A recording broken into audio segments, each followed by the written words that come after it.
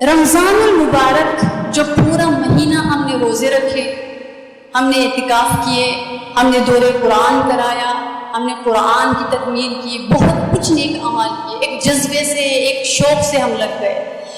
تو اب یہ جو رمضان المبارک ہے، اصل میں یہ ایک کورس ہے۔ رمضان المبارک یہ ایک کورس ہے، اور اس کورس سے ہم کیا حاصل کرتے ہیں؟ دو چیزیں، صبر اور تقویٰ۔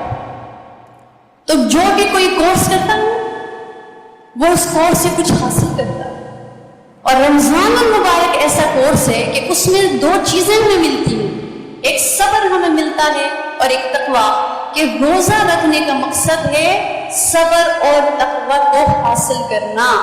تو لہٰذا کورس جو ہوتا ہے وہ ایک راستہ ہوتا ہے، وہ منزل نہیں ہے، اور جب انسان کورس مکمل کرتا ہے اس سے فائدہ اٹھانے کا ٹائم اب آتا ہے۔ لہٰذا جب وہ عملی زندگی میں داخل ہو جاتا ہے تو پھر پتہ چلتا ہے کہ وہ صبر، وہ تقویٰ کتنا ہے۔ یہ اصل امتحان ہے۔ رمضان تو چلا گیا، لیکن رمضان المبارک کے بعد جو ٹائم ہوتا ہے یہ اس صبر اور تقویٰ کی آزمائش ہوتی ہے۔